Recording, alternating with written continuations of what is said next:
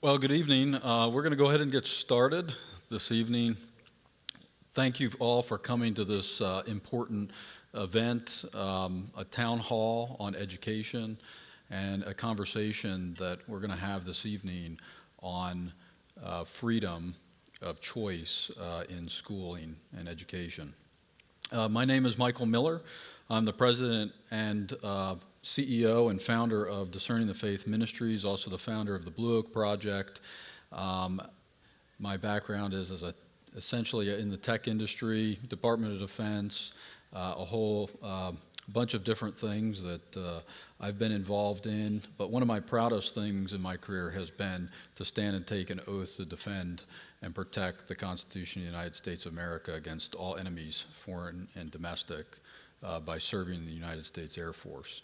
And that was probably one of my proudest times. So we're glad that you're here tonight for an important conversation, and we're hopefully you'll come with some questions for those that are going to be on the panel so that you can be engaged and be part of that conversation. This evening, you'll notice that when you came in and when you're sitting here, there's different QR codes that are around. Those are actually designed for you to submit a question. So when we get to the panel part, then you can ask a question virtually, or you can stand up and ask a question. But I understand that some folks might not be comfortable standing up, but we still want to hear you. We still want to hear those who are on the panel want to hear your questions that you have on this topic. So you have that as an opportunity to do as well. So we're going to hear from a couple of people first, and then we're going to move to the panel discussion. First, I wanted to talk for just a minute about why is this such an important topic. Most of you are probably saying to yourself, well, I'm in Loudoun County. Of course it's important, because I'm seeing it on the news every single day. But if we think back to the kind of the beginning of the United States of America, it has always been the parents who have taken the primary responsibility for education of their children. Before we even got to a public school system, there was home education where parents established curriculum or hired a tutor. Our 16th president, Abraham Lincoln himself, was a product of home education. Even the earliest versions of public education came through one-room school homes, and if you have ever gone up to Lancaster County, Pennsylvania, not far away, you will see one-room schoolhouses that they still use for the education of their children. And it really wasn't until the 1800s that we had towns and counties and states start funding education of children through public funds, and not until really the 1900s when we saw federal funds making their way into the education of children. But even at the creation of all of those educational institutions at the grade school level, it began that formed in those different things. There was one thing that was true, and that was that parents had visibility and choice in how their kids were educated. Teachers recognized themselves as leaders in the community, people in the community who were there to serve at the direction of the community and the behest of parents. And they had access to the curriculum, access to the teachers. And so parents have always maintained choice in where their children would be educated. And as our culture started to move in the 1900s from primarily an agrarian culture to more urban, suburban society with the Industrial Revolution, and now even more so, you could say, with the information age, citizens adopted school boards who were elected to be overseers of local public education systems, accountable to parents and citizens whose tax monies would be used to fund the education of the next generation of U.S. citizens. But it seems like school boards across the country, and particularly as we have seen here in Loudoun County, have forgotten who they are accountable to and have instead chosen to violate that sacred trust with parents who entrusted them with their most precious parts of their lives, their children. The policies which have been created by those entrusted to serve the people indicate that they seem to believe that your children belong to them, not to you, the parent. They believe that it is their and only their input into their child's education that really matters. Policies and curriculum that are either in place or plan to be in place assumes that your children are wards of the state, not the child of a parent who alone bears this responsibility to choose how and where their child is educated. Christians have for thousands of years recognized that raising and training their children is something that they were accountable to God and God alone. And even if that description does not fit you, then we at least could recognize that at the founding of our country and up until the mid-1900s, the state has always recognized parents as the ones responsible for their child's education. So some have asked, actually, why is an organization like ours, Discerning the Faith, actually involved in a topic like this? What does it have to do with education? Well, as Voddie Baucham, which some of you may know, is famous for saying, if you send your children to Caesar, don't be surprised they come back as Romans. But why does that matter? It matters only because Christians, just like every individual on the planet, have a worldview. And that worldview is shaped by certain religious convictions, particularly for Christians, but for other religious beliefs as well. And it is the choice of Christians, just like every other citizen, to decide for themselves if the education of their children will harm or intentionally seek to thwart the worldview that the training their child is adopting. And notice I did not say teach that worldview. To put it another way, theology matters for Christians, and that's the case for anyone who has a religious conviction. But also, what you believe about freedom and liberty matters as well. And if you believe it is the state that grants you freedom and liberty, then logically the state can take those things away from us. But if you believe that freedom and liberty, which includes the freedom to educate your child, are inalienable rights, something that are granted to all people regardless of ethnicity, sex, or origin, then your view of our nation's government and those who serve it as elected officials will be a nation of laws dedicated to protecting, defending, preserving the freedoms and the rights of individuals. And just to close, John Adams once said, if virtue and knowledge are diffused among the people, they will never be enslaved, for this will be their great security. So knowledge is important, education is important, and parents have a choice in what that looks like. So now it's my privilege to introduce our first speaker, Scott Woodruff. And Scott Woodruff serves as the senior counsel at the Homeschool Legal Defense Association. He has assisted thousands of home educating families in dealing with private protective service investigations, police officers, truant officers, principals, superintendents, and prosecuting attorneys. He has represented HSLDA members in court, testified before many state legislations on bills affecting the homeschool community, and he currently handles legal issues for HSLDA members in 11 states and 1 territory. He is a member of the Bar of the Supreme Court of the United States and is licensed in Virginia and Missouri, and he is also a frequent speaker at homeschool conferences and events like this. And so I'm glad that he's here this evening to talk to us about why homeschooling and parents' choice must be protected. Give a welcome to Scott. Thank you, Michael. That's very kind. Like you said, my title is Senior Counsel. That means I'm old. I'm so old, when I was born, the Dead Sea wasn't even sick yet. I'm going to break my presentation, my 10-minute presentation, down into 3 parts. The bad news, the good news, and the smoke detector is going off. Here's the bad news.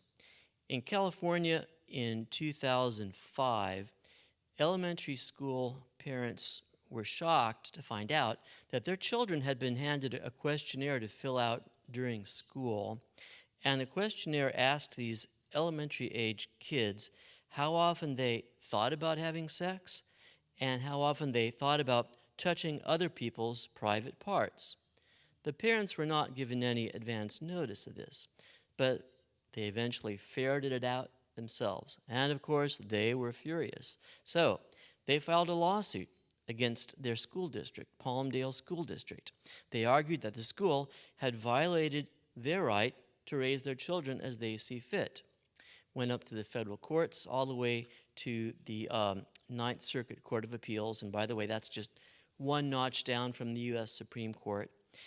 And the Ninth Circuit Court of Appeals said, and I quote, "Parents have no right to override the determination of public schools as to the information to which their children will be exposed while enrolled as students.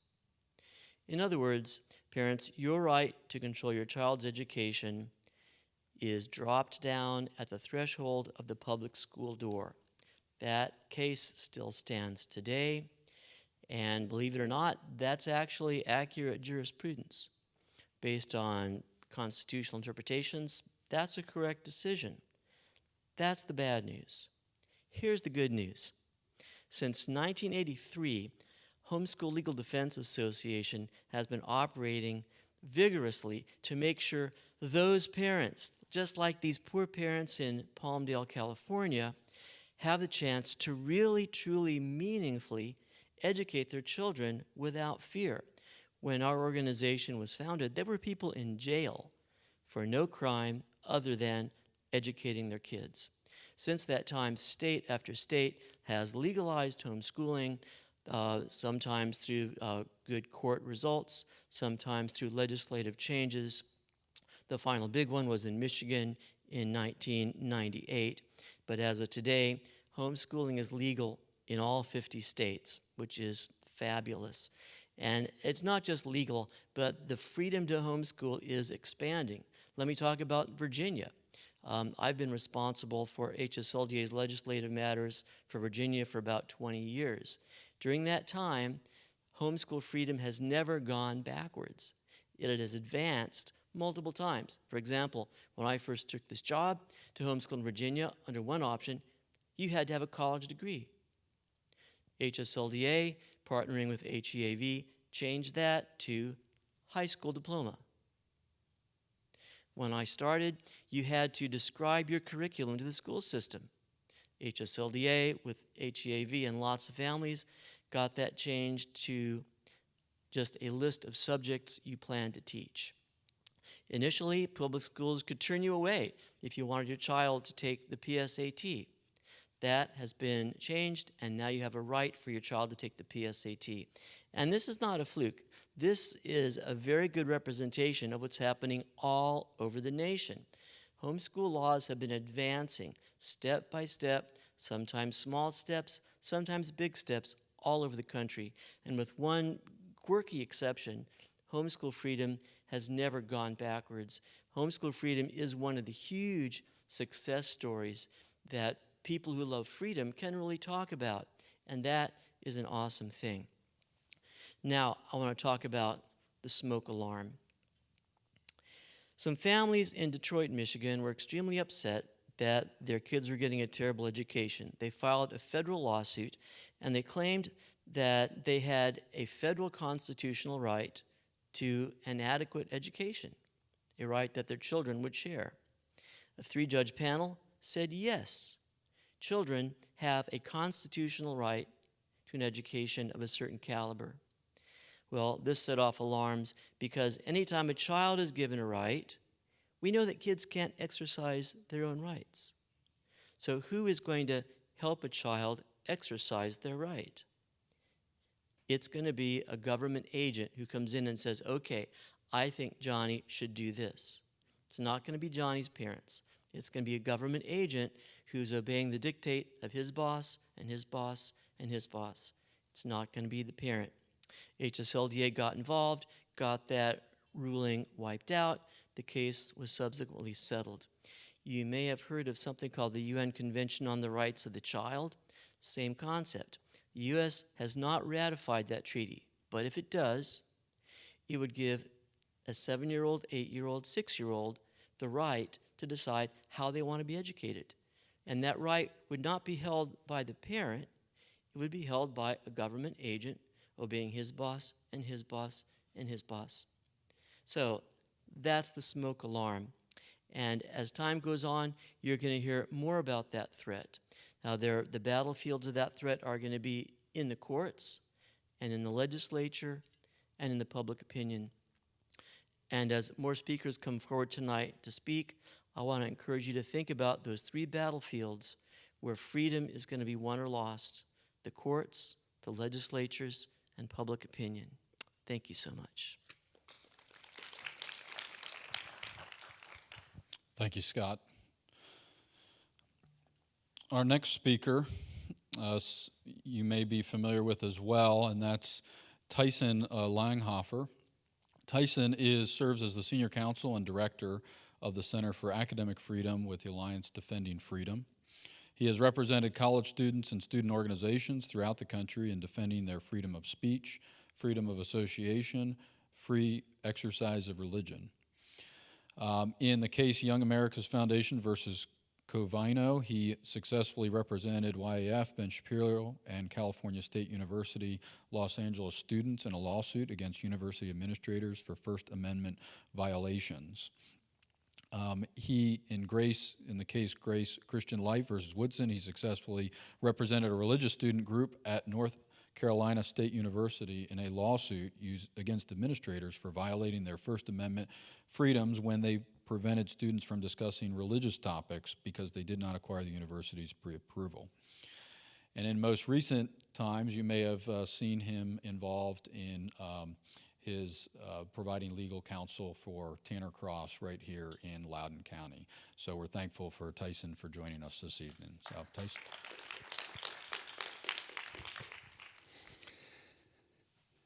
Thanks for coming out tonight. As you just heard, and most of you are already aware, we represent Tanner Cross in a lawsuit against Loudoun County Public Schools, and so very aware of what's going on. But just to recap, on May 25th, Tanner peacefully spoke at a school board meeting expressing his concern with proposed policy 8040. The next day, Tanner went to school, played t-ball with the students, and had a great day, just like every day for the previous 7 years that he had worked for LCPS. There was no disruption. But in spite of that, the following day, the school suspended Tanner. They alleged that he was a disruption to his school because 5 parents had sent emails complaining about Tanner's comments. Now, over the next 2 months, many more parents, teachers, and students in Loudoun expressed concern with the proposed policy. Unfortunately, LCPS refused to listen to these concerns, and they adopted Policy 8040 in August. Now, LCPS is using Policy 8040 to silence an ongoing debate about how to best care for students that are suffering from gender dysphoria. Instead, they have chosen one side of that debate and are attempting to force teachers to promote ideologies that are harmful to their students. Policy 8040 gives the Loudoun County Superintendent the power to unilaterally silence views about gender that he doesn't like on pain of termination or other professional discipline. That's illegal, and it discriminates against certain teachers based on viewpoint. That's why 2 other longtime LCPS teachers, Monica Gill and Kimberly Wright, have now joined the lawsuit to challenge that policy. Now, during the same time, similar debates have been playing out at school boards across the country. Parents were showing up and expressing their outrage at the ideologically motivated, harmful policies that the school boards were mandating at their schools. In America, our Constitution protects the right of every citizen to freely speak without the fear of being punished for what we believe. These rights allow us to seriously debate the issues that affect our lives, our children, and our communities. Now, instead of protecting these rights, last week, President Biden directed the FBI, in concert with the Department of Justice, to convene meetings with federal, state, local, and tribal leaders in every federal judicial district to discuss strategies for addressing, quote, threats posed to school administrators, board members, teachers, and staff.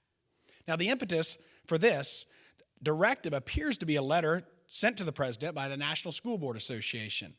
And the source of these, quote, threats appears to be parents who object to the politicization of education through the teaching of destructive ideologies such as critical race theory and gender theory, and who are frustrated by shifting COVID-related mandates that undermine the quality of education for their children.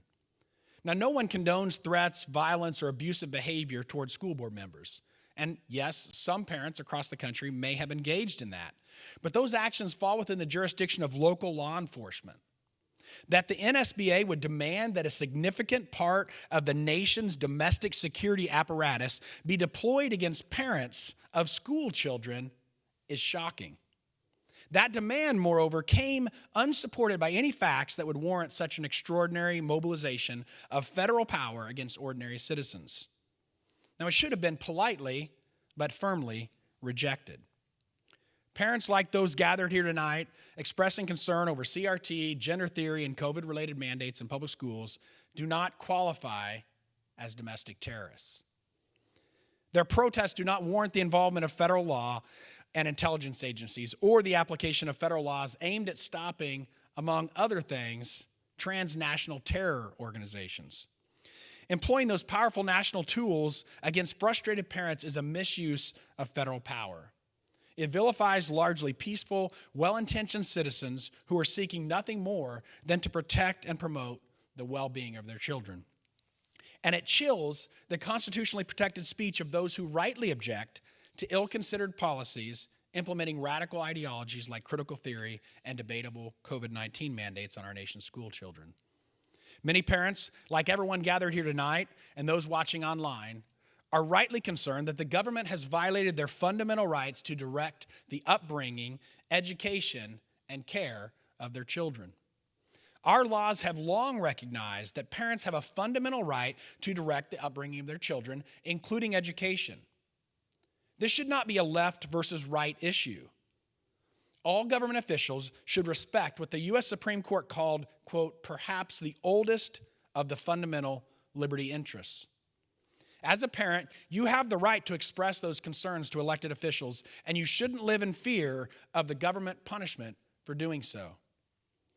Now, reforming our public schools is not going to be easy, and it's not going to be fast, as you'll hear from Ian. It's going to take courage and perseverance. Now, even though you're not likely going to be subject to prison or physical violence for speaking the truth, it still takes a lot of courage to stand up to the mob or to government officials who are trying to silence you. It takes courage to speak the truth when others are calling you a hater, a bigot, a racist, a homophobe, or a Nazi. It takes courage to stand when you know it will likely cost you a friendship or a job. But I can tell you this, in all the time that I've spent representing people that decided to take a bold stand, not one of them has ever told me that they regretted taking the stand. Now, that doesn't mean they didn't pay a price, because they did. But the things that they gained from taking a stand far outweighed the things that they lost.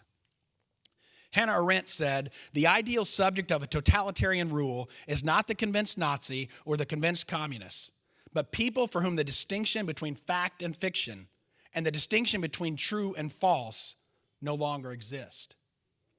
That's why Alexander Solzhenitsyn, the brave Soviet dissident, said that one word of truth shall outweigh the whole world. If we are to retain our freedoms, it is imperative that we retain the ability to determine the distinction between what is true and what is false. The only way we can do that is to zealously protect our freedom of speech. Now, earlier I told you about Tanner Cross, but I didn't tell you the rest of the story. After he was suspended, Tanner retained ADF. We filed a lawsuit. The court issued a preliminary injunction restoring Tanner to his job and held that the school likely violated his free speech and free exercise rights under the Virginia Constitution. After the school appealed, the Virginia Supreme Court affirmed that decision. In other words, Tanner pushed back, and so far, by God's grace, he's been winning. At ADF, we've achieved more than 435 victories for free speech on behalf of students, teachers, and professors throughout the country. Now, the cool thing is that Monica, Kim, and Tanner, and the many other clients that we represent, they didn't take a stand just for their personal rights. They took a stand for everyone's rights to speak. They took a stand because they realized that if as humans we are denied the right to speak, we are being denied one of the most fundamental things that makes us human. The ability to speak and communicate ideas about life, about liberty, about justice, and about truth. Monica and Kim and Tanner are not willing to tolerate that, and we shouldn't be willing to tolerate that either. As Americans, we've inherited a great legacy of freedom, freedoms that most people throughout history have never had. Freedom to speak and freedom to exercise our religion. Thousands and thousands of people have bled and died so that we are able to exercise those freedoms. Now it's our turn to fight to retain those freedoms. But as we engage in this fight, it is vital that we retain the proper perspective. To maintain the proper perspective, you must remember that other people are not our enemy. Ephesians 6:12 says, "For we do not wrestle against flesh and blood, but against principalities and powers, against the rulers of the darkness of this age, against spiritual hosts of wickedness in the heavenly places." Satan, the father of lies, is our enemy, not other people. So when people attack you, remember that they are created in the image of God. And as such, they are worthy of dignity and respect, regardless of how they treat you. I want to close with this story. During the Massachusetts witch trials of the late 17th century, a Salem village farmer named Giles Corey was accused of being a wizard. At the time, the law provided that if he pleaded to the charge, they could take all of his possessions after they found him guilty and killed him. To protect his children's inheritance, he simply refused to plead. So they engaged in a method called pressing, where they slowly piled rocks on him and then periodically asked him, "How do you plead?" The only answer they ever got out of him was, "More weight." On the third day of this, Giles Corey died, broken in body, but unbroken in spirit. Thankfully today, the human stakes are lower when it comes to modern cancel culture. No one's being pressed to death, but the same social dynamics are at play. And it would be very easy to cave into the pressure. Giles Corey was able to withstand the pressure because he knew that his stand would benefit his kids, the future generation. Just like Giles Corey, if you cave into the pressure, it is not just you that will suffer. It's the next generation who will be unable to decipher truth from lies. So when you begin to weary of the fight or the pressure becomes too much, I pray that you will remember Giles Corey. Refuse to say things that are not true. Refuse to give up, and simply respond with more weight. Thank you.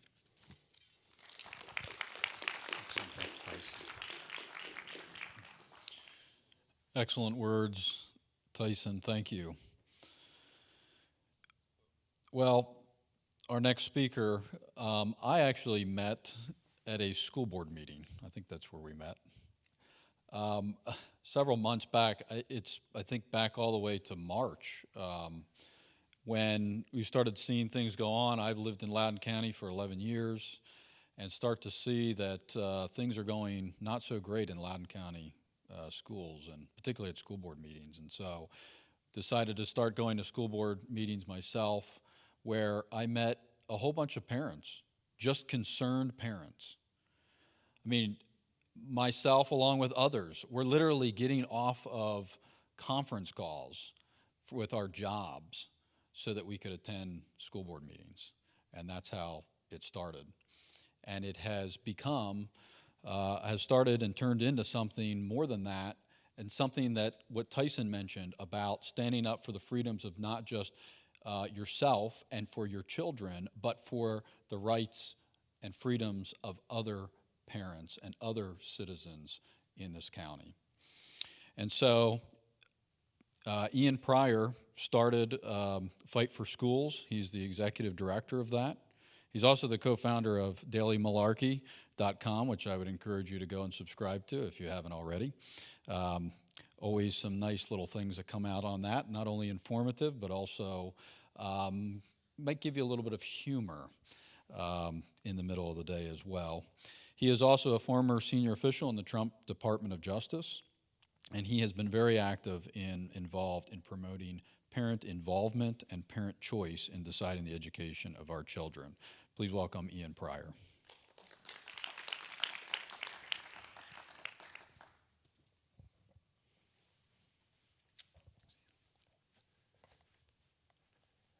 Thank you, Mike. You know, a year ago, I couldn't imagine that I would be doing what I'm doing now at all. I assume, just like everybody else, well, not everybody else, but a lot of people out there, that when you send your kids to school, they're going to get a great education, they're going to be challenged, they're going to become mentally tough, and they're going to be ready to succeed in life. And I started to think differently about this time last year when I attended my first virtual school board meeting. And I'm not sure it was a full school board meeting. It may have been an equity committee meeting. But that's where they were going through the Equity Collaborative Report and the detailed plan to combat systemic racism in Loudoun County Public Schools. And I found it very interesting that this report really just came from a lot of anecdotal stories from anonymous individuals that would cite, incidents where one person would be disciplined more harshly than another person without sort of that other person's perspective. And so I decided to FOIA the contract and FOIA the payments to find out exactly what the Equity Report Collaborative was charging. And I learned that they charged Loudoun County Public Schools close to $500,000 in 2019 to put this report together. Around that same time, I learned that there was a proposed teacher code of conduct that would subject teachers for discipline if they spoke negatively about the school's commitment to equity, even outside of the school, and not just on social media, but in communications with their neighbors, their friends. And then lastly, I saw a dress code policy that ultimately passed in August that would prohibit clothing that could be deemed offensive. I don't know what deemed offensive means. I don't know who's doing the deeming and who's doing the offending, but clearly there are some serious constitutional problems with those latter two policies. And the first Equity Collaborative report, I also noticed that when they did these focus groups, they excluded Asian families and Caucasian families, which struck me as a school system that really wasn't inclusive of all, despite their claims otherwise. So I wrote an article in the Federalist detailing this. It got some press, it got some coverage, but that was about it. That was about all I did. After the election last year, I was working for some candidates. I kind of took 2 months and just decompressed. And then March came, and what I learned was that there was a private social media group on Facebook that had 6 of our school board members in it, a member of the Board of Supervisors, the Commonwealth Attorney. And one day, one of the school board members decided that she was going to put out a call to action to get people to push back against folks that were calling out the Loudoun County Public Schools' use of critical race theory concepts in their teacher trainings that would ultimately drip down into the education of our children. And I learned about this. I suggested to some of the folks that were listed what they should do. And when I say listed, this ultimately became a cancel culture moment where parents in this group decided that they wanted to infiltrate, publicly expose, hack websites of people that were opposed to critical race theory in schools. And ultimately, this led to over 60 parents being listed, many of whom you wouldn't know, haven't spoken out beyond school board meetings, many of whom were just speaking out to open schools. And this ultimately ended up rocking a community because a reporter got a hold of this and reported it. And that's when I found out that I was on that list. And at that moment, what I thought were 2 things. One, this is cancel culture that's come to neighborhoods. This is not, we're going to cancel this CEO of this company or this athlete. No, these are neighbors trying to cancel other neighbors because they have disagreeing viewpoints. That is appalling. Secondly, I thought to myself, maybe I was onto something with looking into that Equity Collaborative report and thinking about this whole critical race theory thing, because if these people are so willing to go to these lengths to defend it, well, this is not something that we should be teaching in our schools. And that is when ultimately we decided that we were going to start a political action committee called Fight for Schools that was going to try and elect common sense individuals to school boards. Not Republicans, not Democrats, but people that would put children first, that would look to be accountable, transparent, collaborative, and ensure the safety of our students, and committed to meritocracy and competition. But unfortunately, we had to wait to 2023 to have school board elections. But we did our research and we found the provision in the code where it discussed removal of elected officials. And we decided that we were going to try and remove the school board members that neglected their duty, misused their office, and were incompetent in the performance of their duties with respect to being in a what amounts to an illegal open meeting with parents being targeted. And, I couldn't at that time say how we were going to do it. I had no idea. I said, well, let's go back to Cortez. There's a story of Cortez when, he was in Cuba and then sailed to Mexico, and he had about 500 people, and they were going to go try and conquer the Aztecs. And now, some of his people were saying, we can't do this. We want to go back to Cuba. Let's get out of here. This is ridiculous. This guy's crazy. So Cortez burned the boats. Now they were stuck, and they had to figure it out on their own. And that's what we did in March. We went out in front of the Loudoun County School Board, and we burned the boats, and we announced that we were going to try and remove these school board members that were in this group. And we had to figure it out. But it was, 15 people. We got some press out of it. We continued to get a little press out of it, but it wasn't really until May 8th when there was the drive-through GOP convention when we said, that's a great place to get people to sign these petitions. But we didn't even have the petitions drafted yet, so we had to draft the petitions that week and get volunteers, see who we could get out there to get all these signatures. And we ended up getting something like 1,500 signatures that first day. But more importantly than those signatures, we got an outpouring of requests for people to volunteer and sign these petitions. And that's how this awakening became a movement. And the movement kept growing with each step in the process, with each inflection point here in Loudoun County. And the next point, this next inflection point, was what Tyson talked about. It's when Tanner Cross was put on administrative leave. We had been trying to get a table in Cornerstone Chapel for a while to get signatures, and we weren't told no, we weren't told yes. But then when Tanner was put on leave, the community was outraged. I can't tell you how many phone calls I got, people emailing us that hadn't really been involved with us before that were furious. And some people even reached out and said, listen, I don't necessarily agree with what he said, but I agree with his right to say it. And that opened up a whole new group of people that joined this movement. Let's fast forward a little further. Now we get to the June 22nd meeting that we've all heard about, where people were arrested. It became the face of violence at school board meetings. And what we saw was really abusive conduct by the Loudoun County School Board. And again, it further lit a fire under people that something is wrong here. Something needs to be done. We are not getting a seat at the table in the education of our children.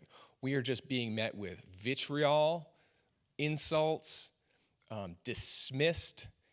And I will tell you, after that final meeting of the summer, you could start to see that people realized exactly what was going on, that this was more than just a few people that were going out there and doing this removal effort. This was an actual movement where people that had different views, different interest points, had one thing in common: the ability to choose the future for their children. And you could start to see the reaction. People started, pitching hit pieces, and the press was covering it as, oh, well, this is just a big AstroTurf movement that is from the top, and it's billionaires and millionaires funding it, and this is all a get-rich-quick scheme, none of which was true. This all literally grew from the ground up. Then school started again, and we started to see more people come to our banner, rally to our banner. And in August, on August 25th, we actually filed our first removal case. And we had heard all along that, oh, this is silly, it's gonna get dismissed as soon as it's filed, or they're never gonna file those petitions. Well, in October, we had a hearing, and we had 3 motions on the docket for the removal of this school board member, Beth Bartz. And the motions were her motion to dismiss the petitions. That was denied. Fight for Schools had a motion to intervene and be a party to the case. That was granted. We also had a motion to disqualify the Commonwealth Attorney, Buddha Bibarai, for a conflict of interest and appoint an independent prosecutor. That too was granted. So now we are in court and we have a seat at the table in court with a fair process. Now, unfortunately, what happened this week is really the result of what we have been warning about. We have been talking about sexualized materials in schools. We have been talking about bathroom safety and discussing how policy 80/40 that allows boys to use girls' bathrooms is not the way. We have been talking about that for months. And then we got reports that on May 28th, there was an alleged sexual assault at Stonebridge High School, and the same person who was arrested at that June 22nd meeting and became the poster boy for violence at school board meetings was the father of the girl who was there because of that incident.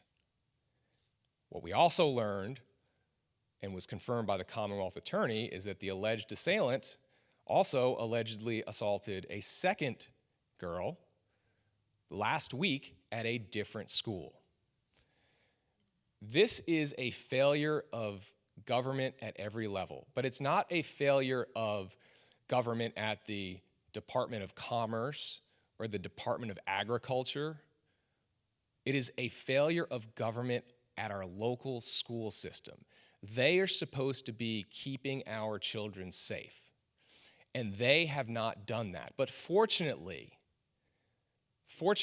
even in this horrific story, parents have been uniting for the past 2 years, really, to be the watchdog that our leaders have failed to be the ones that can highlight the abuses that are happening in our governmental institutions, our local government institutions, and to be the ones that ensure that change happens so that our children can be safe, that they can be competitive, and then they can achieve excellence.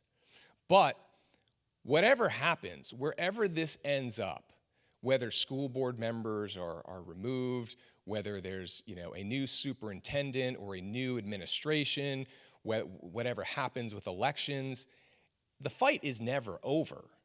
The fight to protect your children and to guarantee them even a better life than you have will never be over. And I've said this a lot recently.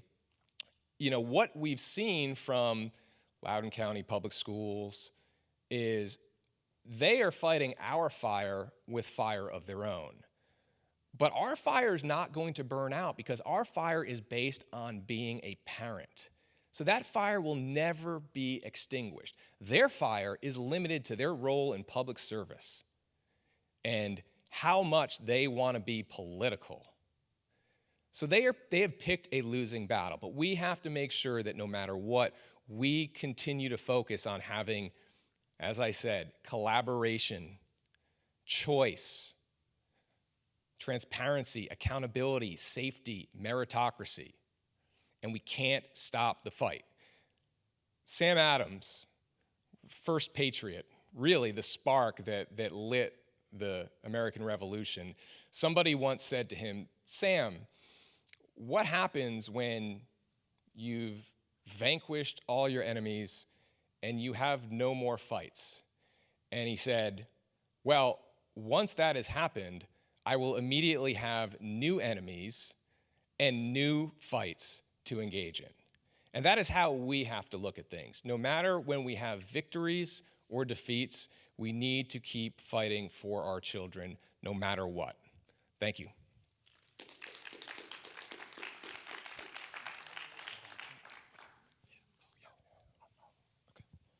Thanks, Ian. Powerful words and encouraging, too, that we can stand up and we can have those freedoms to stand up.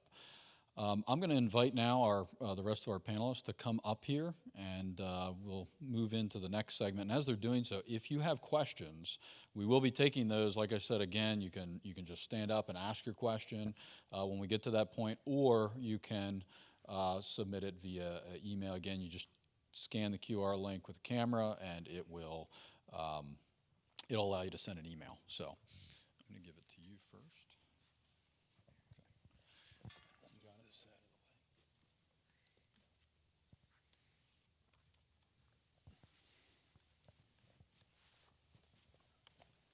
Okay. You hear me?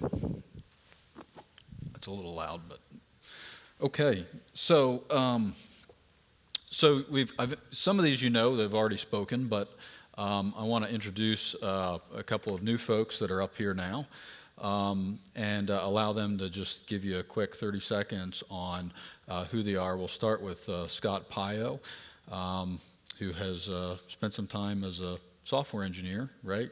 Just regular citizen, software Yes. engineering. So Yes. tell us more about yourself. Scott Pio. I have 2 kids, and I've told my family, but I have one more on the way, to be honest. So coming. But I'm frustrated by what's going on in Virginia, and I wouldn't be on this stage today, and I wouldn't be running if I didn't have to worry about my kids right now. I'm concerned, and I'm grossly disgusted by some of the things that they are implementing here in Virginia. And I want to fix it, I want to change it, and I'm really doing this for my kids. But because I'm up on the stage, I'm actually now doing it for your kids and for all of our kids. And all of our kids are going to have to deal with this, I want to call it indoctrination and a bit of grooming. And I'm frustrated by it. And that's why I'm here. That's why I'm doing this, and that's why I'm running. Thank you. Thanks, Scott. So, Julie, you have been a lifelong educator, and particularly history, from what I understand. And so, you are not new to education, and have not new to what we've been talking about. So, I'm Julie Perry. I'm actually the District 86 Republican candidate for House of Delegates. I'm also a teacher here in Northern Virginia, and I'm seeing firsthand what's going on in our schools, and it's not good. Especially my teacher trainings, they do involve indoctrinating our students, and it's very concerning. It's a lot of my students can tell I'm a Republican because I don't try to indoctrinate them. That shouldn't be the case. They shouldn't have to know my political views or any other teacher's political views.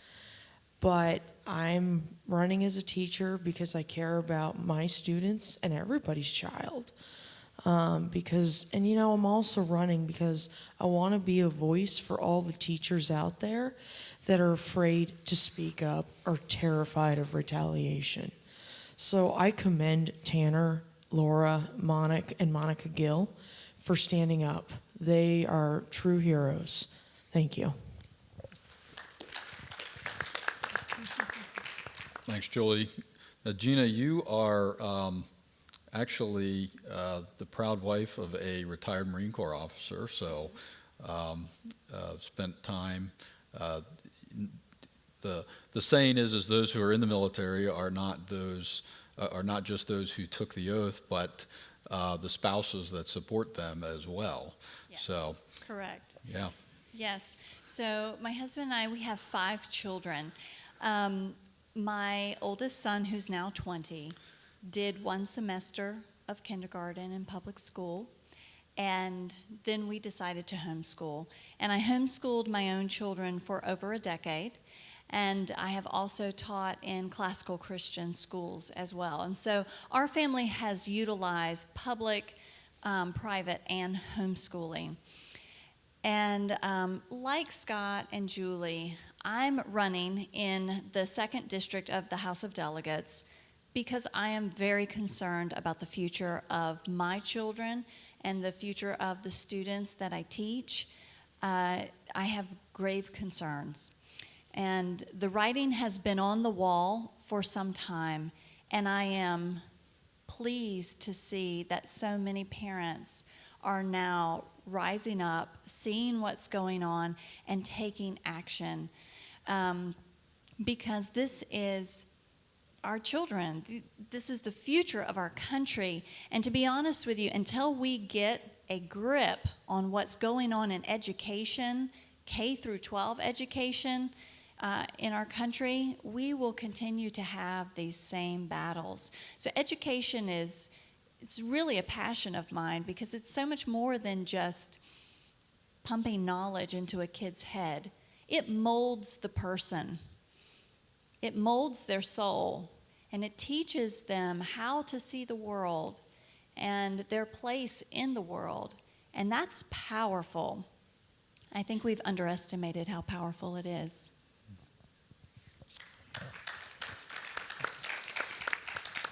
Thanks, Gina. Bob is also a Air Force veteran like myself. So, and you've been a leader actually in aerospace most of your career.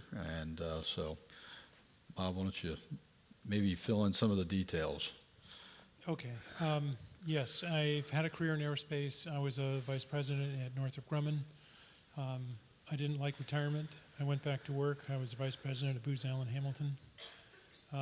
I didn't like commuting up to Fort Meade every day, so now I work at Raytheon in Virginia. But the essence, I think, of this discussion is about homeschooling, right? And how we get an adoption and an infrastructure for facilitating homeschooling as a commonplace alternative to public school, because the public schools are union run and they are not listening to parents. They're not going to, because they have their own agenda, frankly, and part of the agenda is to educate children, and they're caring people. I don't want to throw the stones at them, but I believe that they are also very politically motivated, and the teachers union is one of the biggest donors to the Democrat Party, and so they own the Democrat Party, and as a result, the schools are not free of politics, and your children have no choice. They have to learn what's given to them, and they have to give it back on tests, and so they are at a complete power disadvantage in school. So if you want to have control over what your students are taught and how they are taught to live in terms of values, you have to homeschool. You also have the option of taking them to private school. St. Timothy's is full. They can't take any more students. They're actually cultivating a curriculum for homeschooling now, so that people who want to homeschool can contact St. Timothy's Catholic Church. And I think this is part of probably going to be a larger movement, because many parents were horrified by the materials that were being shown to their students during COVID. They got to see it for the first time. And what the heck is going on here? So if you want control over the raising and the values of your children, you need to be front and center. I'm sorry. It's a commitment, obviously, that this group is willing to make. It couldn't be a more precious product. And I'm the parent of 5 kids. They're all grown. And my grandkids are all being homeschooled. Thank you.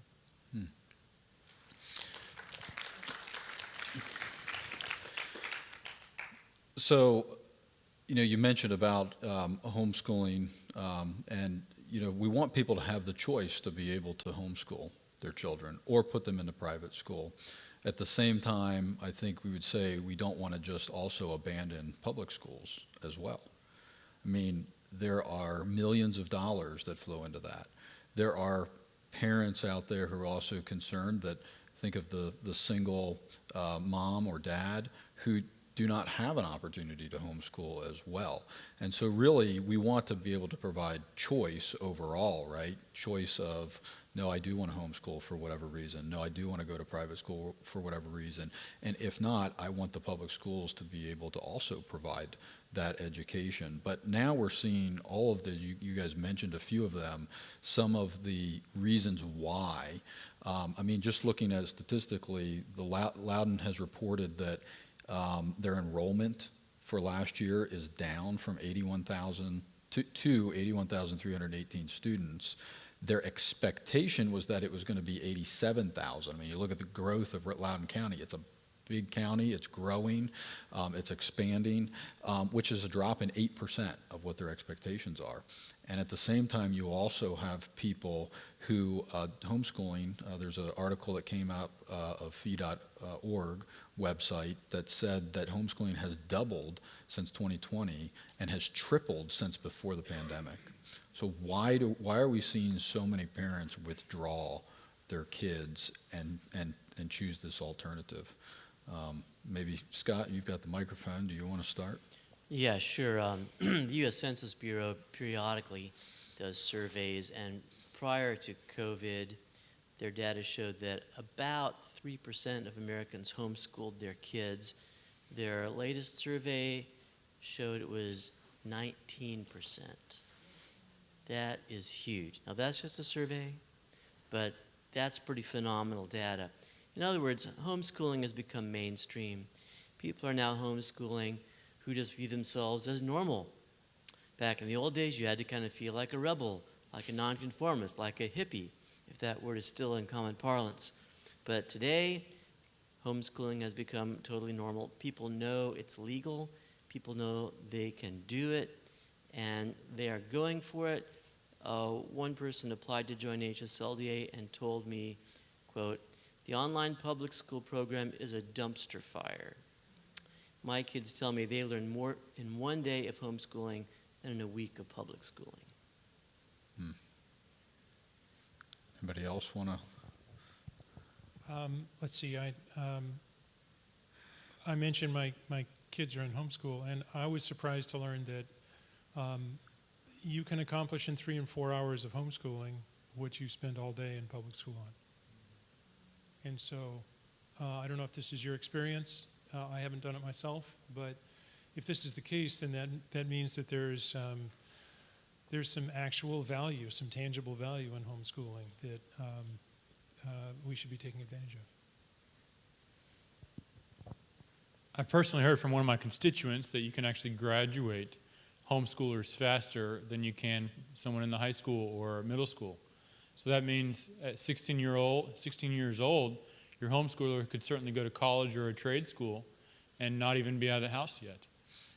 This is an improvement over the current academics I see, and certainly it provides great value for the child to be either they can stay at home and mope around for 2 years and do a trade or learn something on the side, or go off to college at a much earlier age if they would like to. That's their calling. Certainly homeschool has its advantages. And I want to be able to provide those for those advantages even. We did talk about how much money is invested in the school system. And Virginia presently looks at each child between $13,000 to $17,000. And because of that, I would actually like to improve homeschooling, improve private school, public school, charter school. I want to give the parents the choice to be able to send their kids. And I want to give them the money to do so as well. So if Virginia decides that each child is worth between 13 and 16, I want to take $10,000 from Virginia and put it into the hands of the parents. So if you have one child, you get 10. If you have 2 child, you get 20, 3, 4, it adds up. And you can either take that money and invest it in your homeschool program. You can take that money and invest it into a private school, a charter school, even a faith-based school.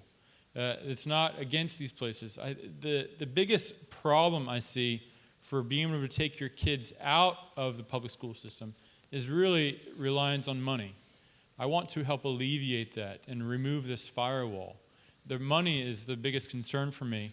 And also be able to have these homeschoolers or anybody that is outside the public education to be able to also plug into the public education if they want to, in terms of sports, in terms of lab work that they might need to be done, even in terms of arts or bands. The public school system might have some capabilities that the homeschool does not.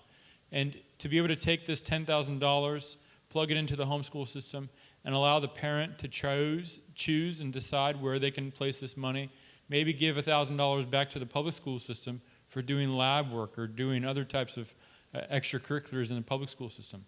We are not for getting rid of the public school system. I am simply for freedom of choice. It's like an Uber or a Lyft. I want the parents to be able to decide And I want this firewall, this alleviation of money, not to be a concern for parents.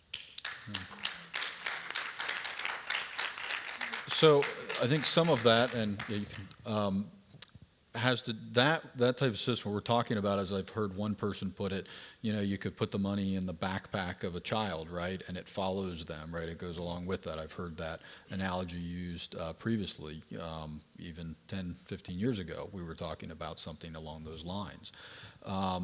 So do you think something like that, and Julie, you've got the mic, so does that incentivize you as an educator who have been in education, something like that, does that incentivize schools to be more transparent, to be able to have people to see what's being taught in the classroom and to have a quality education and parents not to have to worry about it? Does that create an incentive? Absolutely. By having school choice, it holds the public schools accountable, because they will realize at that point they could lose. If they lose the students, they're losing money. And so that is what will hold these school boards accountable. The other thing I tell you, as an educator, I have had two students. One of my students last year said, "Miss Perry, I'm going to an art school next year, and I am so excited." The joy in her face when she got to go, or when her mom was willing to pay for her to go to a school of her choice, was just heartwarming to me. And so students will be happier themselves if they can have a choice, because there's so many different schools they could go to. An art school, like my former student, they could go to a vocational school or some kind of charter school. School choice is actually a civil liberty that every child should be afforded to. So I think it would really improve our education. I think it would allow students to find their identity in the way they should find their identity, especially if they're doing something they're good at. So I think I do think there will be a lot of emotional happiness, relief for money, because there are, as Scott said, there are a lot of parents, they can't homeschool. They can't afford to take their kids out of public school, so they're stuck. So, I'm all for, it's time to give kids a choice. It's time to give families a choice. And we do need to keep, and also parental involvement is very important. When Terry McAuliffe said parents don't need to be involved, well, that's interesting he said that, because what would these teachers do if they had a problem with the child? Oh, they rely on the parents, they call them. So we need to also make sure, parents continue to have their fundamental rights of being involved, and we need to strongly back up with the parents. Thank you. So, recently we had somebody who claims to believe in education and promote good education, recently said that parents should not be telling schools what they should teach. Do you think that motivates people to more be in favor of sending their kids to school, or less in favor of it, Gina? Yeah, I think that did not go over well with parents. So whenever I introduced myself, I called myself a mother of 5. Note, I did not say, I am a birthing person in the service of the state. I birth individuals that then they can put into their institution and indoctrinate, and then little minions come out the other side of the school. We're parents, we're moms, we're dads. We are charged by God to raise up our children in the way that they should go. So that certainly includes their education, which is a huge part of raising a child. And I don't think that we should think about it separate from religious education, as in there's school education, and then there's religious education. Jesus Christ said he was Lord of all, not just Lord of Sunday school. So if he's Lord of all, then that means he's Lord of math, he's Lord of science, he's Lord of history, he's Lord of diagramming sentences, he's Lord of quadratic equations, he's Lord of everything. And there are many parents who are beginning to think a little bit more along those lines. And to answer your question about why homeschooling is becoming more popular, I think that some parents see, I do want to educate my child in that way, with that type of worldview, and I'm going to have to homeschool in order to do it, because maybe I want to homeschool, or maybe I can't afford a private Christian school to, partner with me in that, so I'm going to have to take it on and homeschool. So I think that if we had school choice, let's be honest, a lot of the issues that we're dealing with right now, critical race theory, bathroom policies that are unsafe, radical ideologies, a lot of that would disappear on their own, because it would become more of a consumer type culture when it came to schools, and you would have a preference. For instance, when you go down the cereal aisle, we have probably 100 choices of cereal in that one aisle, and we have hundreds of choices when it comes to what vehicle we're going to buy and all these other things. But when it comes to school, you have no choice. You just have to go wherever you're zoned for. Sorry. That to me seems odd in a not so good way. So I think when we open up school choice, many of these issues will disappear on their own, because the consumer, that being the parents, are going to say, I don't want a school that's going to institute tenets of critical race theory in our history studies. I'm not going to send my child there if they're doing that. So I think it would resolve a lot of the problems that we're experiencing with our schools right now. That's great.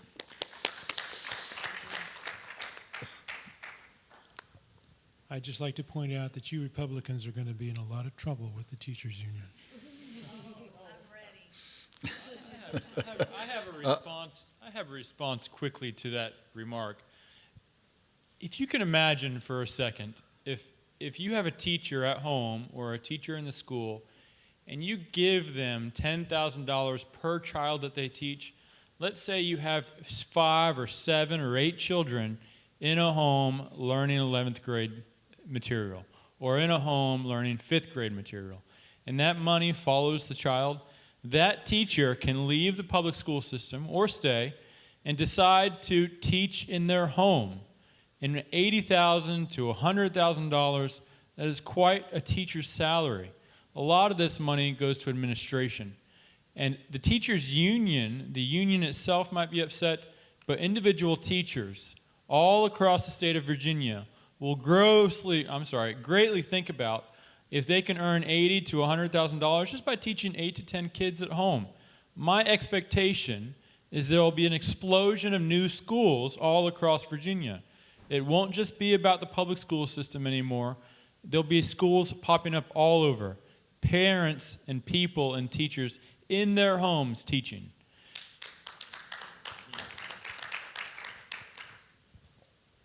So on the topic of choice, one of my favorite authors, and I don't know if anyone has seen these books or read these books, is a guy by the name of Robert Greene. He's done, I think, the 48 Laws of Power. I just reread the 33 Laws of War. I mean, they're fascinating books. They really go through historical examples and apply them to everyday life. Perhaps if people at Loudoun County Public Schools read them, they'd be more prepared. But the one I'm reading now is called Mastery. And I just started it, and the thesis at the beginning is that to really become a master at something, you have to find your calling first. And the book looks at people like Charles Darwin and Mozart and Henry Ford, and it talks about is not necessarily just your intelligence, but it's a combination of all these things meeting in the area of your interest. And so let's take math, for example. Let's take the advanced math issue here in Virginia where they wanted to get rid of advanced math. What that would do is it would deny people that really and truly have an interest in math the ability to develop mastery. It would deny them their choice. It would deny them equal opportunity to choose their path in the name of equity, where everyone has to be fit into the same box and has to be interested in the same things. So when your story about someone going to art school, that's great, because that is going to allow people the opportunity to develop what they are interested in and their skills and to become masters at that. And in this world that we have now, there are so many opportunities to find different areas where you can succeed in through practice, through hard work, through dedication. But if all we are doing is forcing somebody into the same box, where some people may not want to be in that box, some people may not want to be doctors or lawyers, maybe they want to work with their hands, maybe they want to be artists. These are the kind of choices that we have, or we should have as adults. These are the kind of choices you have in college or when you go to grad school. Why can we not have choice in K through 12? Why can we not allow children to find their calling and to excel and move forward what they want to do and not be forced by a bureaucracy, by the government, into something that ultimately is not where they want to be? So these are the kind of things that we have to be considering in all aspects, different kind of subject matter, different kinds of schools that will allow this and allow children to develop into masters of their craft as adults.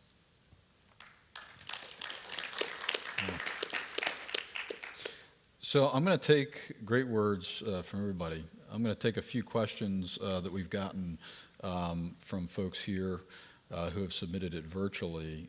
The first one is actually specifically for Scott Woodruff, and that is, has any state successfully given tax money back to homeschool families? And and I guess, why has it not worked in Virginia? Has it been tried in Virginia before and not happened? Where has it been successful? Thanks. Good question. Very sensitive question. There are two different ways that the state can directly or indirectly support homeschool families. One is to give them a tax credit for amounts that they actually spend.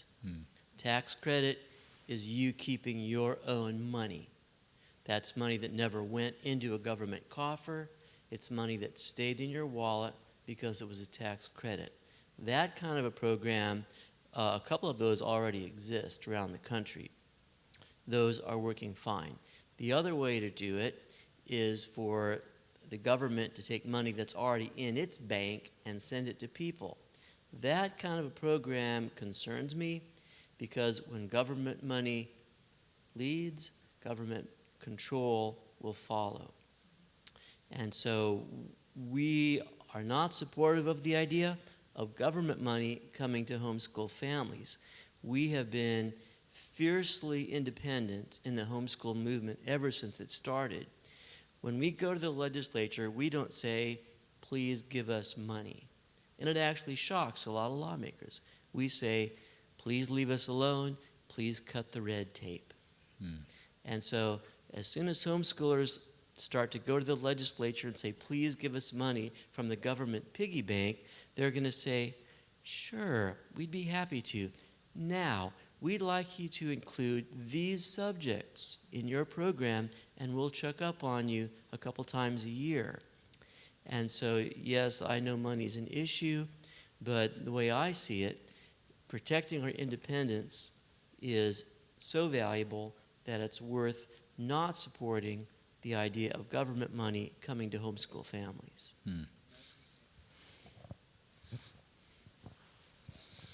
Personally, about money, I would like to see it in the form of a tax voucher. We might disagree on a little bit. So if you homeschool or if you take your kid to a private or charter school, there's going to be receipts involved. I simply want to take these receipts and send them up with my taxes at the end of the year in April or before that, and have them tell me that I don't owe the government so much money, that I will see this money in return. So every dollar up to $10,000 that I spend, I'm going to receive back through my April taxes. We have a caveat in Virginia, and sadly, this caveat's very restrictive to homeschoolers and private schools. In the Constitution in Virginia, it says, Virginia cannot give to any faith-based organization. Virginia's general money cannot give to any faith-based organization. Meaning if you take your money and you want to go to a faith-based homeschool, faith-based private school, you can't do that and still expect Virginia to pay that money. But what Virginia can do is refund or give you in taxes what you sent off. So all I'm asking, and what we'll be legislating, is for receipts to be sent in your taxes, simple receipts, what you paid for, and Virginia says, okay, you can either have this larger of a refund or less of a refund, but we're not going to charge you, and we're going to make sure that you have that $10,000 that you spent on your homeschool or your private school or your charter school system. Thank you. So it sounds like there is kind of a slippery slope based upon what Scott Woodruff had said to some of that, to taking necessarily the approach of asking specifically for money. But Gina, do you have any thoughts on just that approach? You've been homeschooling for years, and So one of the perks of being a military wife is you get to travel. So we actually lived in California, and they do just that. There is the option where you can get money from the state of California, but there's strings attached. You have certain things that they want you to teach, and then they do send someone from the state to check up on you twice a year, I think it is. We did not take that option. I have always been very much convinced of the old adage that he who takes the king's money is the king's man. So I'm always very leery of taking money from anyone or any entity that I would not want to have to serve later. I take money from my constituents to my campaign because I'm there to serve them. But as far as like taking money from corporations or government, I always think that homeschoolers need to be really careful about that because it often comes with strings attached. And I'm a fiercely independent woman, so. So another question we got from the audience is about charter schools and the role that they play in education here. It wasn't directed towards anybody in particular, so I will, Julie? Okay, so when you think of a charter school, it's still a public school. By the way, we only have 8 in Virginia, and the other states are like beating us big time in charter schools. But when you think of a charter school, I always think of a place that a student can go to shine in their talents. And so we need to be able to have maybe an art charter school, a vocational charter school, a charter school for the maybe medicine or some type of like cosmetology. But you know, they focus on when you think of a charter school, they really focus on one thing or focus on a big area. So it gives kids more choice, it gives kids variety, and it motivates them to want to go to school and be excited about it and excited to learn. I tell you, one thing I love seeing as a teacher is when you see excitement in your students, it's like you're doing something right. You are teaching, there's a reason your children are excited. And so this year as a teacher, I got to tell you, the kids being back in school, there's a lot of very excited kids about that. They've missed their friends. They've missed being around people. But you know, they would have a lot more joy if they had choice. And that's what I want to see. And I always say this, my job is to see my students grow and shine in their learning. Thank you. Great. Thanks. So let's take actually a question. If there's anybody who would like to ask a question that doesn't want to submit virtually, a few of you have. Which Scott?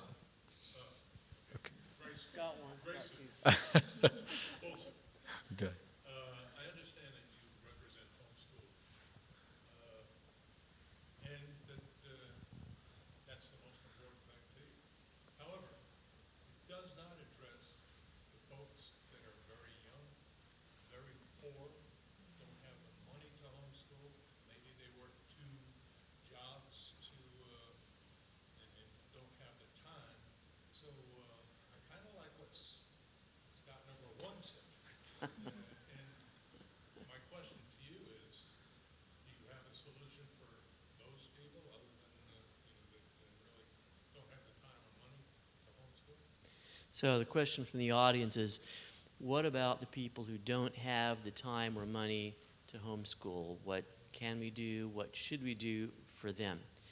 So I'll give you a 2-part response to that. Number one, tax money going to help private school attendance wouldn't be a huge problem for me. Now, it might end up in private schools losing some freedom because, as we've said, money usually comes with strings.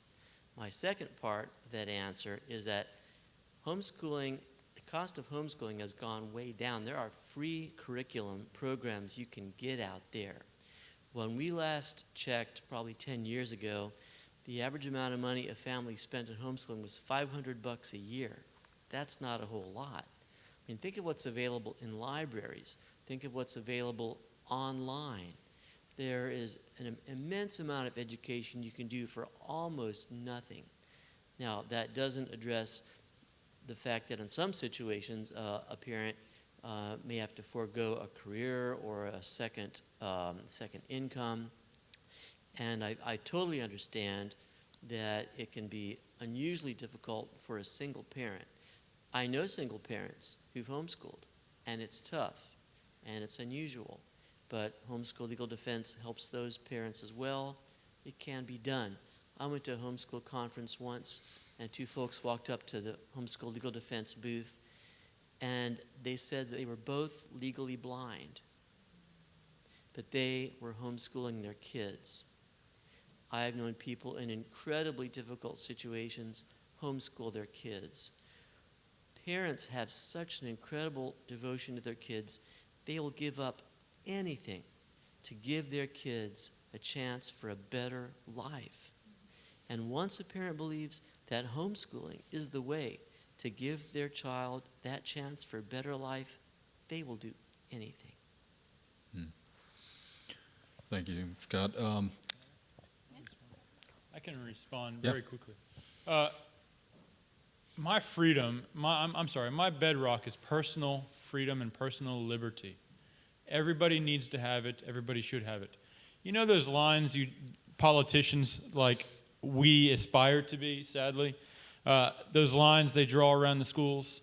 Those are borders. Those are fences. That does not provide freedom. I would like every kid to choose the freedom. I have 2 cities, 2 suburbs in my district.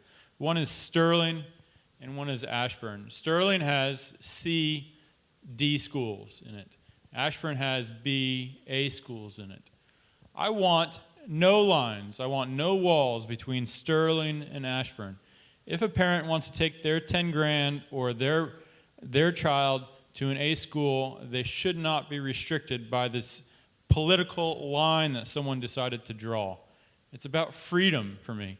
Freedom for homeschooling, freedom for public school, freedom to do your sports at a public school, freedom to do your lab work at a public school, and freedom to take your child at home or drive them across the city or drive them across the state just for 1 hour every day so they can get the best education that you can provide for them and that the state can probably help you with.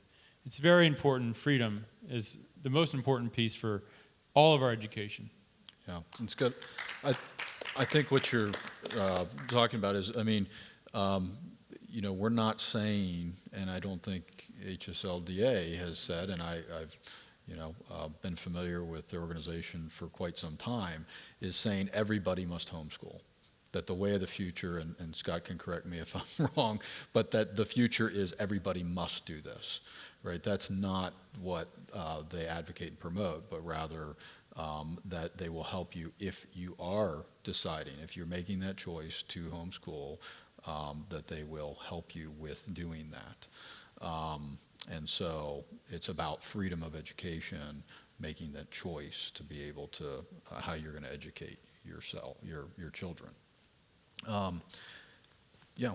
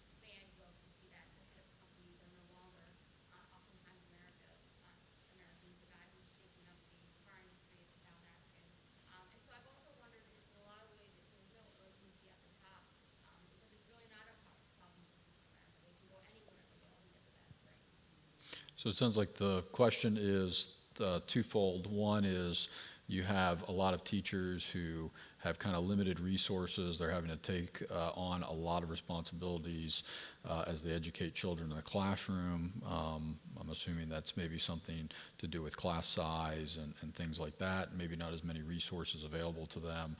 And secondly is we see that maybe education has declined in America to the point where we're not leading the world in education. It sounds like maybe that's the twofold question. And so, right. So who would like to, Scott? I hate going first, but I can speak to the special needs. We certainly don't have enough funding, nor do we have teachers for special needs. Special needs is one of those areas that get overlooked because, as you said, the administration is a bit divorced from, or the federal level or state level is a bit divorced from making sure that is provided. So there certainly has to be a new or better special needs program for those kids that need the extra attention. I certainly agree with that. And I guess the thing about the federal level government of how they get to choose, or I'm sorry, how corporations would get to choose. A lot of corporations require a college college education, career education. I don't think that should be the case. I understand that they want a bit more college-friendly person because there's required more rigor to go to college, but I don't believe that corporations and companies, state and countrywide, should all be requiring a college degree. And I can say that with exception to maybe medical fields, exception to very particular fields that might require it. But overall, for an average company to require a college education when they're maybe doing marketing or maybe doing some sort of outreach or some less of an expert type field or vision, my expectation is that we can not force those we can actually force those companies not to require a college level degree. And I don't think I can answer that second question very well. And I'd rather give the second question off to somebody else. Maybe that can answer it better for me. Yeah, maybe Gina has gone around the world. I think you've seen education in other places. I do want to address real quickly, just Scott, just to make sure we're clear. I don't think we want to necessarily maybe force companies. Private industry can make decisions about what they do in terms of who they hire and have that freedom to do that. So I wouldn't. I just want to make sure I'm clear. I don't think you're necessarily advocating for us to legislate that they be forced to take anybody. Correct. Right. Yeah. Okay. All right. In order to get into companies or corporations, some companies need to choose between the best person or the best resume, and sometimes that college resume doesn't always mean the best person. Okay. Well, I think what I'm about to say is not going to have a whole lot of practical application, but I think in both of the questions, the issue is that we are stuck in a particular mindset, a particular framing of how things are done. And there is a lack of political will to change it, which probably has a lot to do with money and power structures. For instance, if you think about it, we pretty much enter and exit and live life through institutions. Ooh, that sounds very sterile and scary. But most of us were born in a hospital, and then we go to our educational institutions for pretty much all of our youth, and then we enter into the workforce, and then, maybe we'll die in a hospital, another institution. So we entered and exited, and that sounds very depressing. But why is it that way, and why do we accept it being that way? Maybe it's because that's just the way it's done, and so we just kind of go along with it. I've had 5 children. I've had children in a hospital. I've had children at home, and I've had children at a birthing center. So, I kind of like to break out of the mold sometimes. I don't want anybody to put me in a box. So I think that because there is a lack of political will to change things, we just keep going along to get along. For instance, probably most of the children that take up the teacher's time are probably boys. I would say many of them are boys. And as a mom of 4 boys, maybe boys don't need to be educated at a little desk where they have to sit all day and be quiet and listen to teacher, because a lot of what we're asking of our boys is what girls are more inclined to do, and it's much easier to manage a classroom of girls than it is a classroom of boys. One of the things that I really enjoyed about the school where I taught last year was in 11th and 12th grade, we had them combined, but we separated girls and boys for history class and English class. 2 different animals, 2 totally different animals, the girls' class and the boys' class. I enjoyed the boys. They were a lot more fun, but they were rambunctious. It's almost like you could smell the testosterone in the air. You could cut it with a knife, it was so thick. But they long so much to have something to fight for, something to defend, We don't give them that in our society, and they're frustrated. And they're frustrated from a very early age onward, right? So I think, we need to rethink about how are we educating our children? Is that really the best way, or that's just the way we do it? But there isn't an incentive to change it because the powers that be like the way it is. So then I think that's where parents, kind of at a grassroots level, kind of break out and start to do things a little bit differently, like have a baby at home or something. That's that's crazy. But, you know, it's, you might like it. It might be what you were looking for. But I think it's going to have to happen organically because the people at the top are not, they're not interested in changing the way it is because they benefit from the way it is. Add more weight. Yeah, more weight. Yeah, so actually, Gina, a follow-up for you on that, and I wish Ian was still here, but unfortunately he had to leave. But you know, he mentioned something about just putting everybody into one mold and saying everybody has to be taught this particular way. And it sounds like what you experienced in the story you just mentioned and what happened in the experience last year was that maybe we do need to think differently. Now, how does that happen in, like, let's say even the public school? I mean, we know in private school and homeschooling how that can happen, but how can that happen within kind of the public school where it seems like you got to fit it into this mold here and that's it? Yeah, that's tough. I would think that the best hope for it would be for it to happen at the teacher level and to have a principal that was willing to flex and try new things. That would be your best option for that, I think. And maybe even taking into consideration that every community is different, right? Loudoun County is different than another county in the state of Virginia, which is different than, you know, Wyoming or Washington State or any other place. Right. But right now, Yeah. And I just want to say real quick, too, I think we do need to kind of, we have a path planned out for our kids, like from the time that they're born. They're going to K through 12, and then they're going to take it the SAT, and they're going to get a good score on that, and they're going to go to a good college. And what about apprenticeships? I think we need to start bringing some of those back.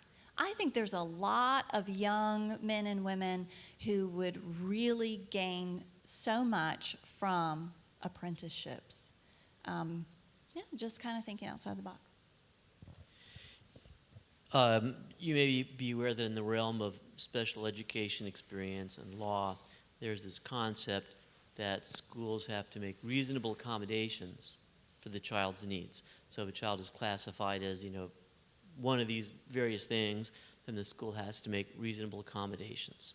The state of Idaho, about 3 years ago, passed a law that said that public schools had to give reasonable accommodation to every student. Not just the special education students, not just the kids with a handicap, but reasonable accommodations to every single student. Now, there were a lot of caveats, like it couldn't undermine safety, it couldn't disrupt the program, but they passed that law. And oh, was there a fight from the school establishment over that law. But I think it was a bold, creative fit. What's the product of that? I have not followed up to find out the results, but I would sure love to know, because that sounds like a fantastic way to accomplish some of this individuality that we're talking about, some of this flexibility we're talking about. I don't know if it actually helped anything, but I sure loved the idea.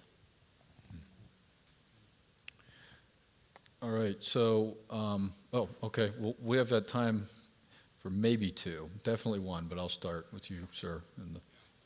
First, I got to tell you where I'm coming from. I have 8 grandkids.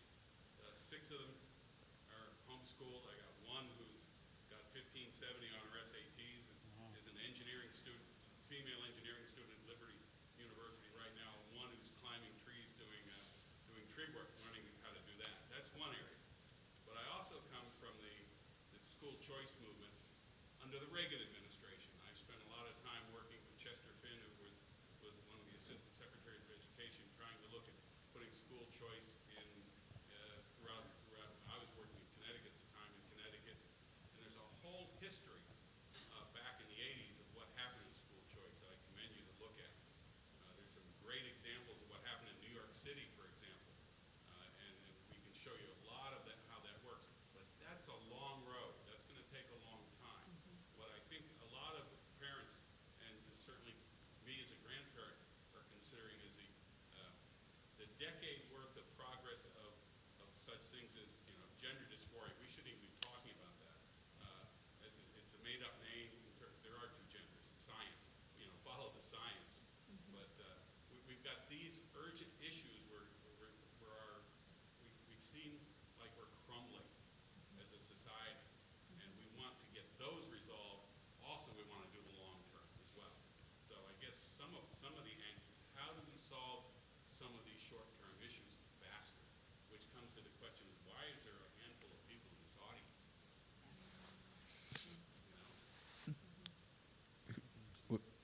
Okay, Scott? I think you can solve a lot of these issues with political will, people that are willing to step out. And if COVID has shown us anything, it's shown us that things can fall apart really quickly. And sadly, they can't be built back up quickly because there's no political will. I promise you that I'm not asking you for your vote because I know you're totally in a different place, but if the expectation is right after COVID, we realize how bad the school system is, and sadly, Loudoun County is going through a really terrible thing going right now. I promise you, there's a lot of political will at this moment in order to get those long-term objectives shrunken down to maybe a year or 2 years. And I'm going to really fight for this political willpower, and we're going to push really hard to not only bring homeschool, solve short-term issues, but also all across the board. We're going to solve a lot of problems here in Virginia because COVID has really done a disaster for businesses, a disaster for personal life, a disaster for school life across the board. We've really seen the creaks and the cracks, and I'm really willing and going to push really hard to fix those. I have to say, especially about the transgender, you know, those kids, they do need love and compassion, but they also need to get the right amount of help, and that was taken away from them by the current General Assembly. And a lot of times, it's a phase. Teenagers go through phases, and a lot of them overcome it with the right amount of help. And so we need to obviously help those students. They have a mental crisis. We need to get them the help they need. That's definitely a way to solve this. And another way is make education the focus again. Enough with injustices. You know, the truth of the matter is the kids don't even want to, most of these kids don't even want to hear about this stuff. They really don't. As a matter of fact, they dread going to social equity period. They dread it. So, and I know a lot of school systems around Virginia actually have that. And it's basically, in my opinion, not a good use of time. Why don't we focus on why don't we have bring more programs? Why don't we allow kids to be able to use that period to shine in their talents, do something that they enjoy doing? So if we can definitely bring more programs back and we can help the kids that need help. And you know, remember this, one size does not fit all. Just, you can't punish a student because he's talented in math. And just to make another student not feel, I guess, hurt another student's feelings because they aren't good in something. You know, for me, I became a teacher because I have a specific learning disability and I wanted to help people and I wanted to inspire kids the way some of my teachers inspired me. And so I'm not good at math, but I never compared myself to somebody who was good at math. It's okay that we're different. The world would be boring if we all liked the color green and drove Honda Civics. That's not the way God made us. So, anyway, I just have to say that. Yep. So I think one of the things that maybe all of you have been talking about is also just community involvement too, right? I mean, you know, the question was about, you know, seems like, you know, we've gone down a particular direction for a very long time, and so trying to create things like some of the things Ian talked about transparency and things where where parents are know what's being taught. And I think some of that is what we're seeing right now in Loudoun County, right? I mean, all of a sudden, because of COVID, because of those things, you know, where now all of a sudden you have your child who's sitting at home and they are participating in class virtually, and now they see, right, parents are seeing, well, what's being taught, and you're right, so they're seeing all those things, and then they're hearing about what's going on, particularly like here, and that created community involvement, right? So would you agree that that's kind of the primary way in order to, push and move the ball forward in that is community involvement and people caring about what's going on in the school? I So- tell you, one blessing that virtual learning did is it woke up a sleeping giant of pretty much concerned citizens, parents, teachers, adults. It really woke up a sleeping giant. Before the pre-COVID days, and I'm guilty of this, we weren't paying attention. We were living life. We thought everything was great. We were keeping up with the Joneses. And we were just living our lives. But what COVID did is it forced us to pay attention. And parents, they couldn't help but overhear what their students were teaching. As a matter of fact, when I taught last year online, I had a student say, "Miss Perry, are we going to learn about systemic racism?" And I paused and I said, I want this, if there's anything you learn, I want this to be the most important thing. It's not my job to tell you what to think. It's not my job to tell you what to believe in. It's your job, it's my job, my duty to you as your teacher is to teach you the facts about world history. And it's your job to do your own research and form your own opinions. And one student said, "Well, why, Miss Perry?" I said, "Because I am an authority figure in your life. I'm an adult.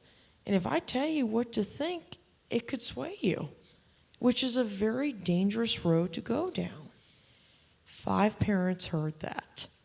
And I got a lot of thank yous. They were like, "We're shocked.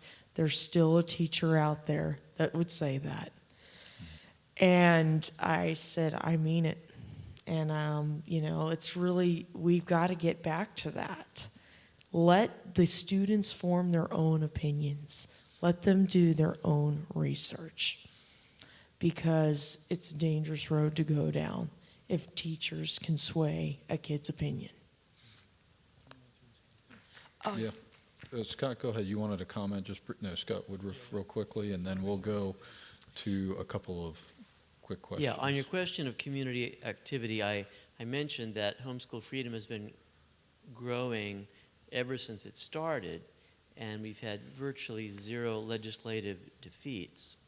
Homeschoolers have never been a majority of the population, but we have been able to get the laws improved favorably time after time after time. That's sometimes through court cases, but usually through legislative action. And that's because homeschool families are very, very active in their legislatures, super active. They call, they write, they visit, they go to Richmond, they talk to their lawmakers, they make donations to help candidates that they believe in, they work on their campaigns, they go to Richmond, they testify. If public school parents were even half as active as homeschool parents, every problem you've talked about today could be solved in 4 years. I promise you. I promise you. Wow, that's great. Actually, the gentleman in the back had his up first, and then we'll go to you. So I'm California's former. I'm sorry. The charter school, where our gateway to homeschool, so they did offer charter school with the homeschool option, also with the stipend that you mentioned earlier about that can get anywhere between $50,000 and $3,000 per kid to do different activities that you was able to do during your homeschool. What I found here, those aren't an option, but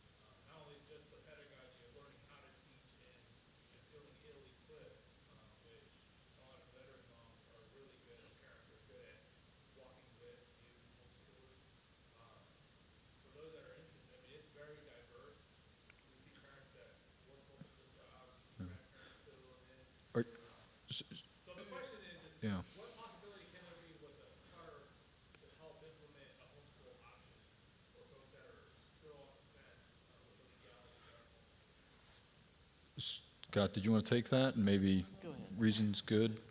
Okay, go ahead, Gina. So I would say, from my own experience, we put far too much emphasis on grades. You don't need to have grades, a transcript, until high school. Up until that point, you can have math tests, spelling tests, things of that nature. But we've grown up, because we came through the public school system, so we've grown up with this, this thing about grades. And so we transfer our own anxiety about grades onto our kids, and then they end up being anxious about grades when there really isn't a need to be anxious about grades. Don't worry about the admin stuff about homeschooling until you get to high school. Now, of course, in elementary grades, you have to keep attendance. So that's really like you check the box. We did school today, check, check, check. And there's some other, depending upon, it varies from state to state, but wherever you're at, you just look at, well, what do I need to have to show progress, to show that we're doing these subjects and this is where we're going and what we've done throughout the year. Keep a portfolio of sorts for those things, but mom and dad and whoever's teaching needs to try and enjoy it as much as the kids. And Virginia has so many cool places to see with history. Just go and have fun, and the learning will come. We put too much pressure on our kids. Yeah, I'll throw in too, just because of what you're talking about, a book that talks a little about Carrie McDonald's book, Unschooled, right? Talks a little bit about that. So if you're interested in resources on homeschooling, that is one resource of many. And just one other quick thing too. There's lots of homeschool groups that you can partner with. So we did Classical Conversations for years, and there's other groups. So if you need that accountability, which I do think is very helpful to have, accountability for mom and for student, yes, join a homeschool co-op, and then you have friends and you have fellow moms to, shoot the breeze with and to bounce ideas off of. So there's groups out there that can come alongside you. And for instance, like Classical Conversations, they already have a curriculum, so you don't have the need to create your own curriculum, and you can adjust it if you want, because it's yours. It gets to be yours. I just quick want to say thank you for bringing that idea up, because I had not thought about the administration level of homeschooling. It's very interesting that you bring that up, so I just want to say thank you for that. Thank you. When public schools have tried to get into homeschooling, it's been an absolute disaster. You do not need a government school to help you at all to homeschool a child. They don't get it. They don't want to understand it. They don't want to believe that a mom sitting around a kitchen table can educate an astronaut. Because if they believe that, poof, the emperor has no clothes and they lose their monopoly. Public schools in a number of states have set up homeschool type programs, and when you look at the standardized test scores, here how they go. Homeschool kids score up here. Public school kids who attend a brick and mortar school score here. Kids who attend a public school virtual program are down here. The virtual public school kids score below even the brick and mortar kids. Do not ask public school administrators to try to run something they know nothing about. They can't do it. They don't want to do it. The best coach for a new homeschool mom is a veteran homeschool mom. That's where the knowledge transfer occurs. The best kind of accountability is friendship accountability. That works. Good point. Thanks for the question. So I feel like I'm in the middle of the road for a lot of people, right? Like, I am not a rebel. I don't want to just go anti-establishment, which is where I think a lot of homeschool, the roots are. And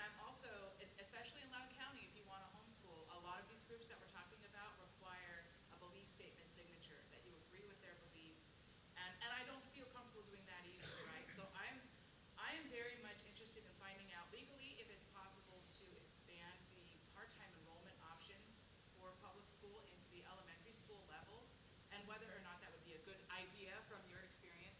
And also, if you were elected into these positions, would you be willing to spend your political time and energy on the middle of the road option for parents like me who don't have, I want my child to have the experience of riding the bus in the morning. She sees all her friends doing that.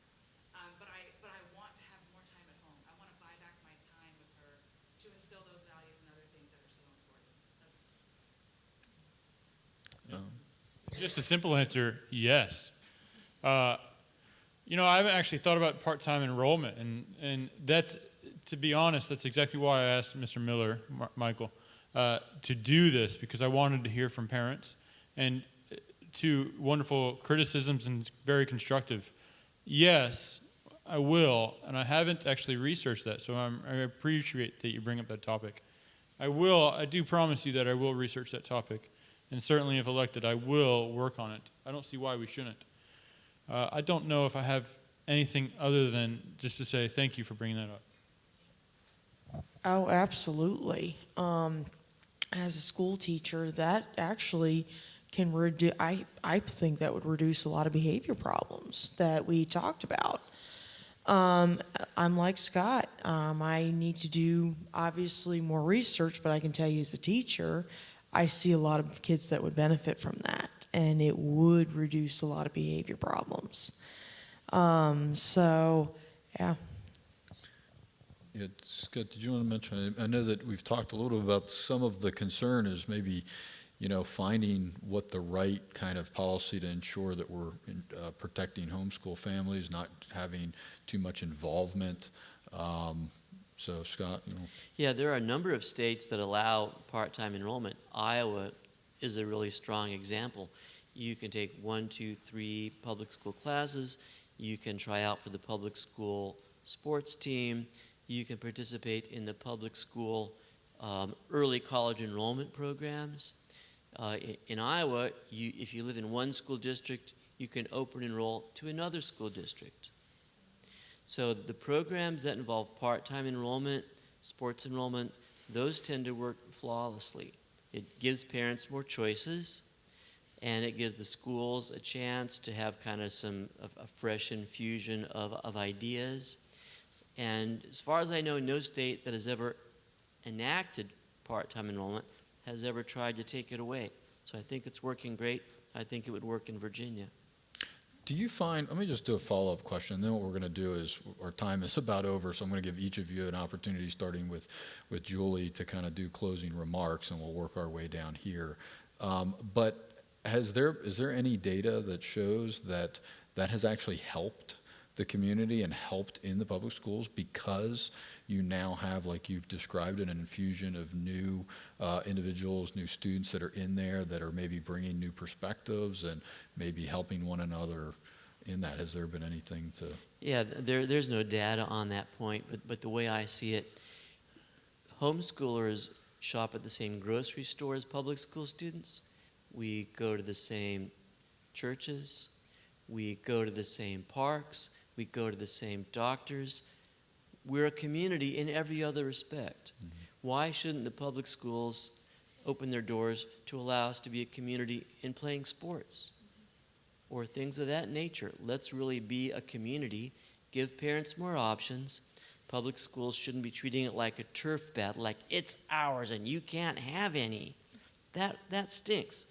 If a kindergartner said that in the sandbox, a mature adult would and should correct them. But the president of the School Board Association can say that in Richmond and get away with it and win a vote blocking sports access. We have a lot of growing up to do. And it seems like something like that, where the parents could have their child part-time enrolled, be involved in sports, be involved in something like, let's say, ROTC, junior ROTC in a lot of schools as well, preparing kids for the military. That's not something you can get in homeschooling, but something you could get at the schools. Something like that part-time, it seems like parents, I know I would, and taxpayers would be more open to just paying taxes and putting into that, because they're able to then be a part of what they would like to be a part of in that community, is what it would seem. I think, talking as a parent and a taxpayer. So, Julie, you want to give just closing Sure. things you want to say? Thank you all for being here tonight. Thank you for inviting me. I gotta say, Virginia is definitely, I think, going to make some good history this year. This race, I feel like, has almost turned into a national race because the country is watching Virginia. So we are, let's hope we can be the beacon of hope for the country. And as a teacher, I will continue to fight for our students. This is not just about my students that I teach. This is about the students of Virginia. This is who we're fighting for. And so if I win, I will absolutely fight for school choice, and I will fight for our kids to have the best education. Final thing I want to fight for is also a 1776 education, an education that teaches our kids to love this country. Because right now, I believe under the age of 35, don't quote me exactly, but it's a very small percentage of people under 35 that are proud of this country. We got to change that.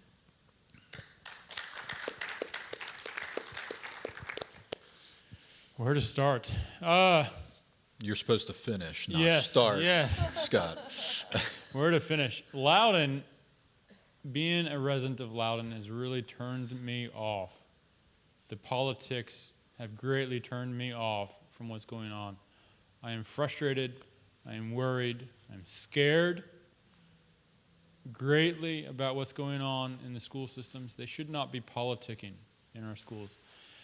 So I want more freedom for parents, and I want more freedom for children. I don't want these walls and these boundaries. If I could have my way, I would go to the Netherlands. And let me tell you why. The Netherlands have had school choice of any option since the 1900s. They put it into their constitution that every parent should have school choice. And in 1950, you saw the break. Public schools went down. Netherlands private charter homeschools went up. Every parent now has a choice in the Netherlands. This is exactly what I would like to do here in Virginia. We're going to plug it into our constitution that every parent should get a choice. Every parent should be able to do what kind of school they want to with math, reading, writing, history, curriculum. We're not going to not require those, but the politics needs to come out of schools. I'm frustrated. I am worried about my daughters, and I do not want to send my daughters to school next year with what's going on. And this is really, really why I'm running and standing on the stage and sitting on the stage right now. It's really what's driving me. Without more words, yes.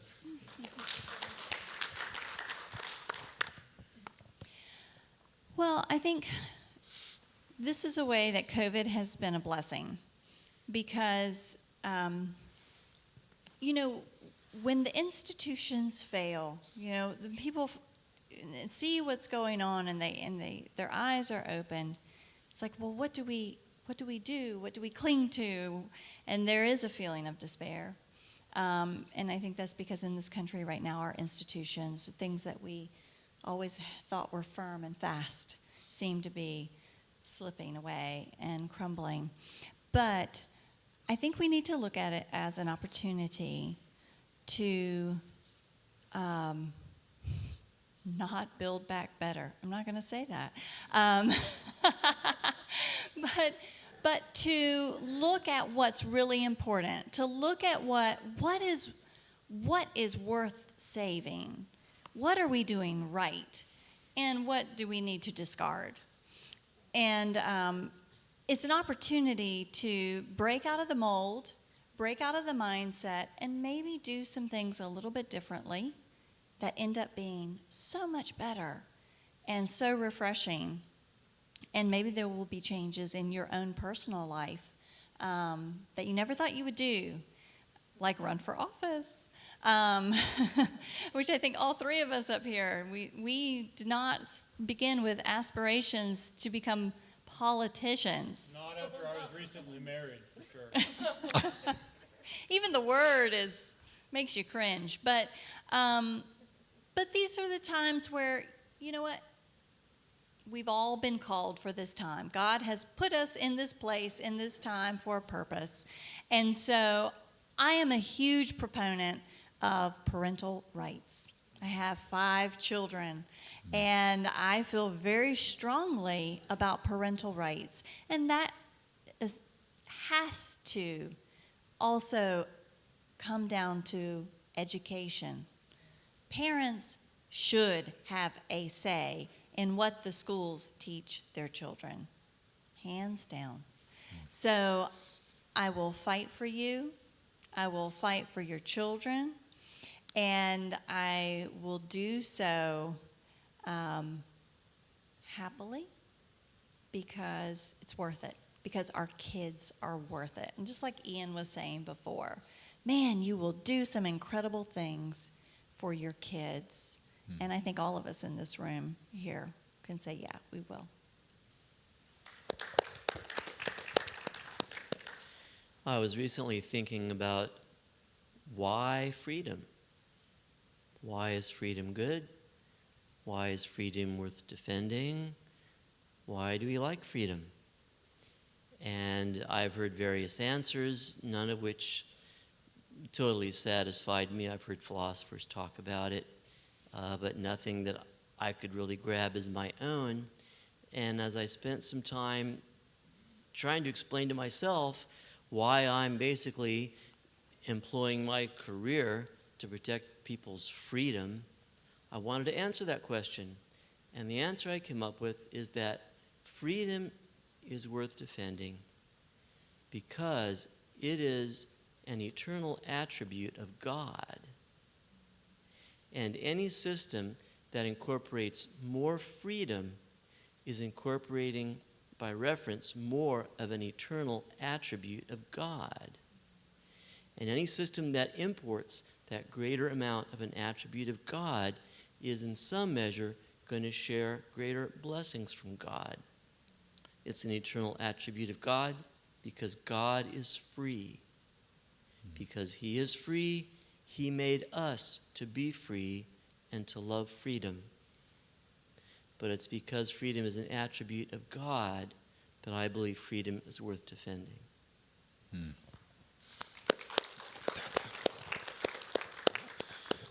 Excellent word. Thank you for each of our speakers. Thanks for everyone on the panel, those who spoke beforehand. I really hope that this has been an encouraging discussion for all of you. I know it's been enriching for me. I hope it's been informative, educational as well. And so thank you for coming tonight. We'll have this available actually out on YouTube and on website, so you can share it with your friends, family members, and others who you think might also be able to benefit from that. I do want to take a moment, and again, if we could give a round of applause for all of our speakers for coming out tonight. If you want to learn more about them and what they're doing, several of them have tables in the back, so I invite you to go take a look at that before you leave. I think maybe some of them might be available back there to ask any questions that you might have at the end. I also want to thank Reston Bible Church for hosting us here tonight. It was really great of them and gracious to do that. And also for all the volunteers who have come, who don't get paid full-time to come and do these types of things. They are parents, they are educators, they are people who care about this topic, and they came out because they care about it and wanted to volunteer and to support. So thank you. If we could give a round of applause to all those who volunteered. All right, well, that'll end our time this evening. And again, thank you for coming. I encourage you to take a look at some of the information in the back.